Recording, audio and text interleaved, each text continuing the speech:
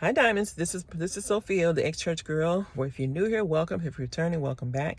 This is part 2 of my what would I do with my tax refund money.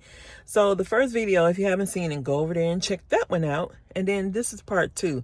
So if you've done step 1, then I would say, okay, let's see. How much do you want to save of your tax refund? Like, do you have a financial goal you want to set aside? Like, let's say you wanted to save like maybe $3,000 this year. So you've already done step 1. So now what's in step 2? You need to put aside some savings. Let's not take big chunks of money like this and blow through them. Let's learn how to be financially responsible, because I know people don't get this, but people with money draw money because they know the value of money. They understand the importance of money. They understand it. And the thing is that when you have money, you notice how you keep getting more money, more opportunities open for you. Whereas if you broke down, you're on bad down on your luck, there's nothing flow. There's no flow to it. Your money comes to a standstill, right? So understand that when you have money, you're going to draw more money. So step number 2, if I had a tax return coming back, the next thing I would do is save a portion of it.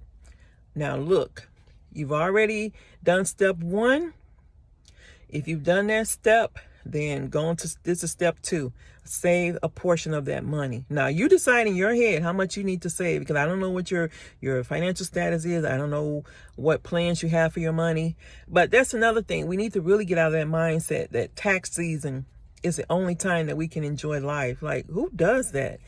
That's a mindset. That's a low mindset that we can only live once a year. We can only have steak once a year. We can only shop once a year.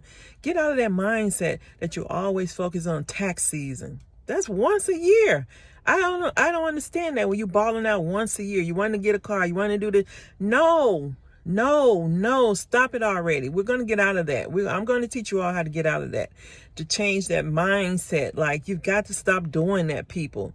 Well, we live good once a year. No, that's craziness. Stop it already, Diamond. Stop it.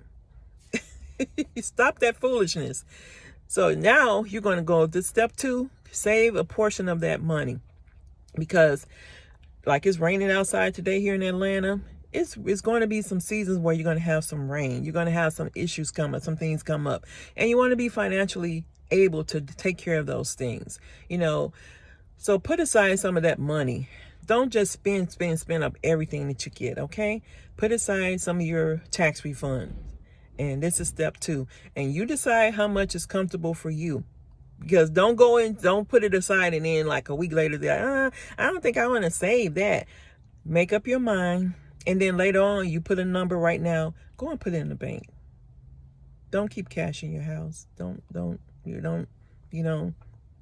If you do, don't tell anybody you have cash there and have it in a secret space somewhere, stash.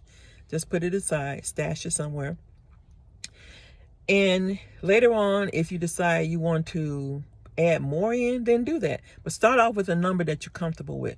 And if I was getting a tax return back, my step 2 would be saving some of that money. Okay, Diamonds?